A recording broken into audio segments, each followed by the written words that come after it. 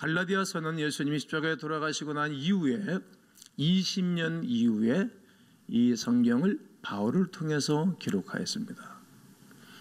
그리고 예수님의 출생 이후에는 총 55년 후에 기록된 하나님의 말씀입니다.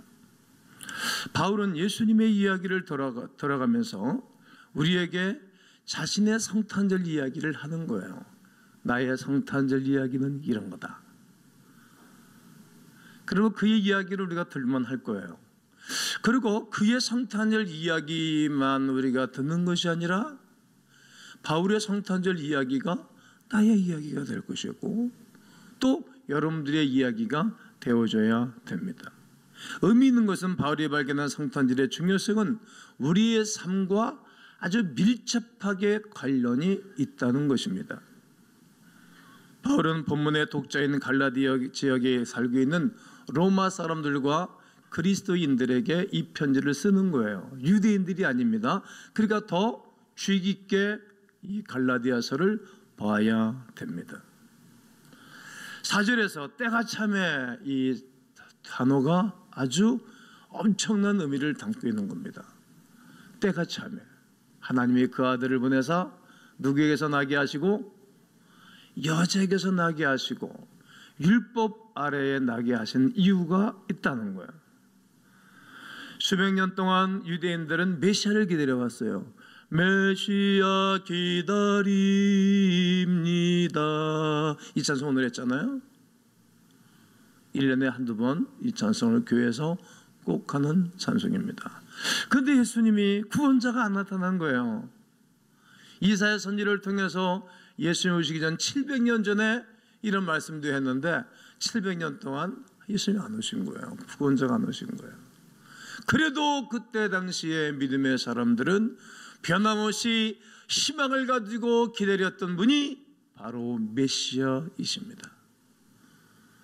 몇백 년 동안 부모를 통해서 선지자를 통해서 제사장들을 통해서 라피들을 통해서 가르쳤어요.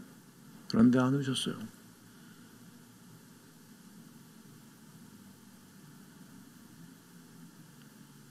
사람은 알지 못했지만 하나님께서는 달력에 표시를 해놓으셨어요. 제가 금년에 12월 달에 저희 일정들이었어요. 일정을 제 핸드폰에 다 입력을 해놓고 움직이는데 이 12월 25일 하나님이 표시를 딱 해놓으신 거예요. 하나님이 그 아들을 여자를 통해서 이 세상에 보내신 날입니다. 이 날을 우리가 기억하는 거예요. 이 날을 우리가 기념하는 거예요. 이 날이 우리에게는 기회예요.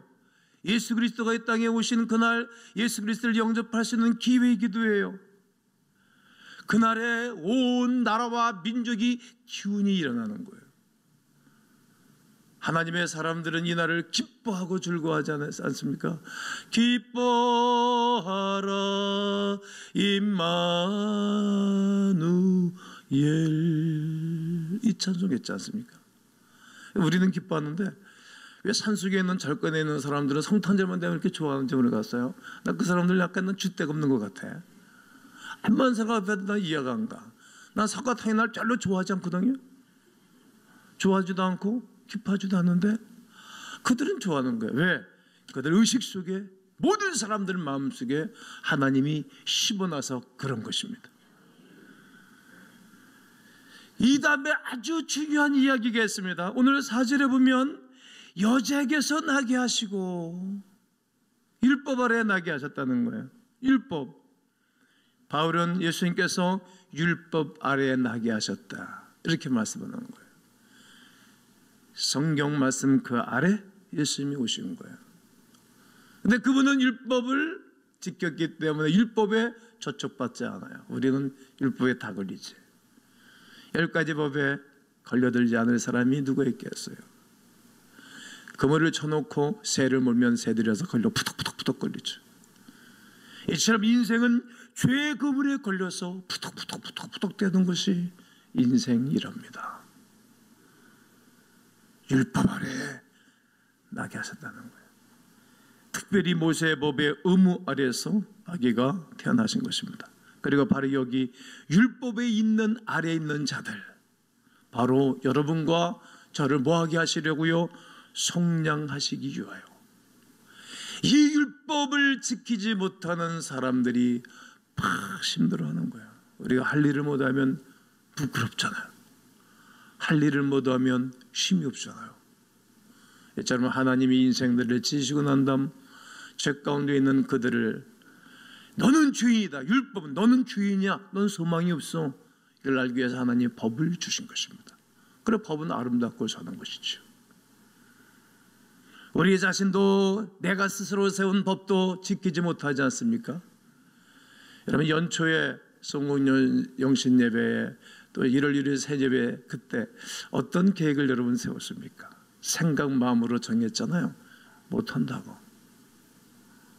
그래도 어려서부터 내가 가정에 충실해야지. 뭘 충실했습니까? 하나밖에 없는 아내 행복하게 해줘야지. 뭘 그렇게. 그래 남편 정말 흐뭇하게 해주고 아침에 멋지게 출근하게 해서 승리자면들 해야지. 뭐 그렇게 못했잖아요. 하나님 앞에 사람 앞에 말이죠. 우리는 스스로 세운 내가 나를 위하여 세운 법도 지키지 못하는 것이 사람입니다. 스스로 지키기로 결정하고 세운 자신의 규칙들도 잘 지키지 못하며 우리가 얼마나 많은 세월을 보냈습니까? 어떻게 보면 연초 시작해서 12달을 그렇게 보내고 그렇게 지내고 있지는 않는가 생각해 봅니다. 우리는 얼마나 많은 세월을 보내왔습니까? 바울은 이렇게 율법 아래 있는 자들을 예수님이 속량했다 외치는 거예요. 속량이라는 단어는 빚을 갚았다, 지불했다 이런 뜻입니다. 다시 말해 이 말은 속량은 복음이다 이런 말이에요. 우리가 율법 아래 우리가 세운 인간의 율례와 규례의 법 아래서 우리가 헤매고 있을 때 힘을 잃어 아무런 효과를 발휘하지 못할 때 누가 때가 참에 하나님이 그 아들을 이 땅에 보내주셨는데 여호자의 후손으로 이 땅에 오셨고 우리의 모든 죄를 속량하셨다는 거예요. 이것이 복음입니다. 우리가 도저히 갚을 수 없는 하나님께 진빚이 얼마나 큰지 몰라요. 우리는 빚진 자로 돼 이렇게 바울이 로마서를 기록하면서 기록한 말을 보면 큰 빚을 진 거예요. 인생은 태어나는 나서부터 빚을 진 거 아닙니까? 부모에게 빚을 졌죠. 어머니에게 제일 먼저 빚을 졌어요. 어머니에게 제일 큰 빚을 졌어요. 그리고 아버지에게 빚을 졌죠. 우리가 허덕대고 핏덩이를 있을 때 아버지는 이른 아침부터 나가서 경제, 노동을 해서 자녀를 길러냈죠. 그리고 형제들에게 빚을 지고 또 친구들에게 때로 빚을 지고 학교 선생님들에게 빚을 지고 국가에다가 빚을 졌죠. 빚을 진 사람들이라는 거예요.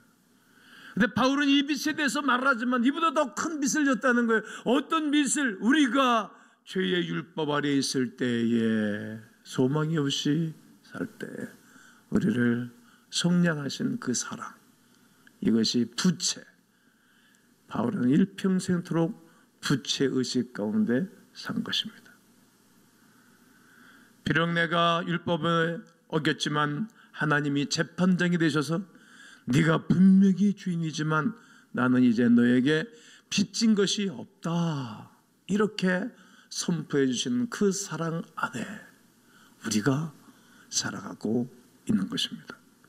그리고 예수님께서 이 세상에 오셔서 율법 아래 있는 자는 우리를 속량하신 것은 예수님으로 말미암아 무엇을 얻게 하기 위하여 자유하게 하기 위한 것이에요. 뭐에부터 자유입니까? 죄에 대해서의 자유예요. 그리고 중독에서의 자유. 질큰 중독은 죄에 중독된 것입니다. 여러분 왜 하나님이 정갈을 만드셨고 왜 하나님이 독사를 만드셨을까요? 하나님이 만드신 거거든요. 거기 줄 메시지는 뭡니까?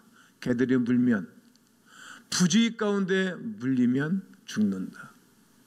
우리가 부주의 가운데 내가 의식적으로 죄를 짓든 무의식적으로 죄를 짓든지 간에 죄를 지은 너는 죽는다. 마귀에게 종이 된다. 이걸 말씀하시는 거예요. 그래서 성경은 뱀에 대해서 여러 군데서 말하고 계시고 그리고 옛뱀, 용에 대해서도 말하고 계시잖아요. 난 용에 대해서 본 적이 없어요. 여러분 본 적이 있으십니까? 그것은 하나님이 인생들에게 사단이 있다는 것을 가르쳐 주시는 것입니다. 죄에서의 자유를 주시기 위하여 누가? 그리스도 예수께서 오신 이유라는 거예요. 오늘 5절에서 그걸 말하는 것입니다. 율법 아래에 있는 자들을 성량하시고 우리로 아들의 명분을 얻게 하려 하심이라고. 바로 우리에게 아들의 명분을 얻게 한다는 거예요. 죄만 용서하시는 것으로 끝나는 것이 아니라 아들의 명분 그리고 딸의 명분을 하나님이 주셨다라고 그의 성탄절 이야기를 하는 것입니다. 하나님은 단지 용서해 주시는 것만으로 만족하지 않으셨습니다. 우리 자녀들이 잘못했을 때 용서해 주는 것만으로 만족합니까? 대인팡 혼내고 야단치면 애들이 내 품에 푹 안기는 걸 좋아하지 않습니까? 야단치고 났을 때 그냥 아무 말도 없이 꾹 다물고 그냥 가다가 버리면 그거 얼마나 뒷모습이 부물어서 기분 나쁩니까? 보리타작을 만약에 했다면 아이들이 아버지의 품에 딱 안기든지 엄마의 품에 안겨서 다시 전보다 더 좋은 관계로 회복하기를 원한 것이 여러분 마음이 아닙니까? 하나님이 그렇다는 거예요. 빛을 성량하신 것만으로 충분하지 않으셨습니다. 그러므로 하나님 우리를 성량하신 우리 하나님은 우리에게 대한 기대가 있으신 것입니다. 그리고 그 기대는 우리가 아들로서 딸로서 아버지를 사랑하고 섬기는 것입니다. 어제 체대대학 졸업생들 오늘 저녁에 졸업생을 17명을 배출하는데 어제 사은회를 했어요. 꼭 제가 그렇게 하죠. 네, 벌써 20여 기를 배출했으니까 굉장히 많은 식구들이 배출을 되겠죠. 근데 처음이었어요. 룻기 1장을 늘 읽죠. 제가 간략하게 한 2, 3분 설교를 하죠. 성경 읽었는데 웃고 가고 어머니가 가는 곳에 내가 가고 어머니가 머무른 곳에 내가 머물고 어머니의 백성들이 내 백성들이 될 것이고 어머니가 묻혀 장사하는 곳에 나도 거기 묻혀 장사할 것입니다. 나로 어머니를 떠나지 말라 하지 마시오. 내가 어머니를 떠나면 하나님 내게 벌 위에 벌을 내리실 것입니다. 이 본문을 읽는데 웃고 왜 그런지는 말하고 싶지는 않아요. 하나님이 알죠. 저는 왜 그렇게 나죠? 성령이 그렇게 역사를 하시는 거예요. 제대대학 졸업하면 뭐합니까? 라이센스 줍니까? 교회가? 여러분 대학을 졸업 맡으면 다 졸업증 주잖아요. 제대대학 졸업 맡으면 뭐 하겠다는 거예요? 왜 하는 거예요? 뭐 필요합니까?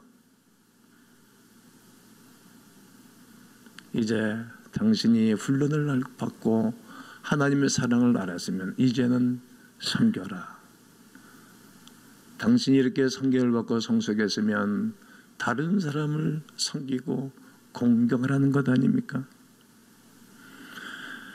자녀가 힘이 생기면 연세 들어가면 어른들이 부모가 총명이 흐려지고 이야기 폭이 항상 똑같아요. 이야기 폭이. 맨날 했던 얘기 그거밖에 몰라. 왜? 새로운 세계 도전을 안 하니까. 그럼 맨날 그 얘기예요. 재미가 없어요. 어른들하고 이야기 나누면. 알아요 제가. 또 그러다 보면 경제력도 없고 힘도 없어요. 몸도 으시으시 춥다 그래. 물론 저는 아직까지는 그러지 않습니다만 70 말 80대가 되면 항상 몸살 걸리는 것처럼 으시으시 몸이 그렇다 그래요. 연세가 들고 힘이 없어가면 힘 있는 아들, 딸이 공개하는 것 아닙니까? 옛날에 어머니 유량서부터 젖 빨아먹는 그날서부터 시가고 장가 들고 손자, 내 아들, 내 딸까지 길러진 그 부모에게 공개하는 거 아니에요? 등 싹 돌려대고 그냥 나만 행복하게 살면 되는 겁니까? 그런 후회 같은 자식 길러내는 부모들은 뭐 힘이 들죠. 니들끼리만 잘 살아는 것도 나 도와주는 거다. 그 마음이 아니라 친절하게 친밀감을 누리고 싶은 게 부모의 마음 아닙니까? 바로 하나님이 그렇다는 거예요. 이것이 성탄절 이야기입니다. 어떤 가정이 이러면 좋은 가정이라고 생각하세요? 집안 분위기가 좋은 집안이 좋은 교회가 가정이 아닙니까? 어떤 교회가 좋은 교회라고 생각하세요? 교인들끼리 모여가지고 그냥 이상한 얘기나 애쌓고 그냥 흩어지고 그게 좋은 교회가 아니라 생산성 있는, 하나님의 거룩한 사랑을 주고받으면서 행복감을 누리는 교회가 좋은 교회가 아니겠어요? 바로 이것이 성탄절의 메시지라는 것입니다. 나는 단지 너를 성량한 것만으로도 만족하지 못한다. 나는 너와 특별한 관계를 가지고 싶다. 이 세상 그 어떤 것보다 더욱 친밀함을 나누고 싶다라는 것입니다. 그래서 로마에서 다 큰 성인을 자녀로 입양하는 이유가 있었습니다. 부자들과 권력을 가진 사람들은 자기가 낳아서 기른 아이들 중에 정신력이 부족하고 지식이 부족하면 그 아이들한테 안 준 거예요. 왜? 세상적인 부와 권력의 목적을 뒀으니까. 내가 아이들을 제껴버리고 똑똑하고 잘난 사람, 커버디스 영화 보면 여러분 그게 나오잖아요. 똑똑하고 힘있고 잘생기고 용감하고 리더십 있는 아이를 자기 자녀로 입양을 해서 자기 전 재산을 그에게 물려줬던 것입니다. 이것이 로마 1세기 오늘 성경이 기록하는 당시의 로마의 문화입니다. 이렇게 다시 입양이라는 단어는 지금과는 무척 다른 의미로 다가왔던 것입니다. 그래서 우리는 입양이라는 단어를 듣고 말하고 기억할 때는 우리가 실수하고 우리가 실패하고 내가 죄인 되었을 그때에 그 모든 것을 속량하시고 할렐루야, 더 나아가 하나님의 아들로 입양해 주셨다는 위대한 사실을 기억하셔야 됩니다. 나는 맨 처음에 교회 나가는 그날을 잊지 못합니다. 그리고 첫 번째 크리스마스, 22살 때 첫 번째 크리스마스를 내가 맞이했어요. 21년 동안 좀 좋지 않게, 그렇다고 해서 윤리와 도덕적으로 말씀했다는 얘기가 아니라 하나님 없이 살았던 다 큰 성인을, 육신으로 다 큰 성인을 하나님이 당신의 백성으로 입양했다는 거예요. 이 위대한 사실이 성탄절의 이야기예요. 나는 그날서부터 오늘까지 감격에 젖어서 사는 거예요.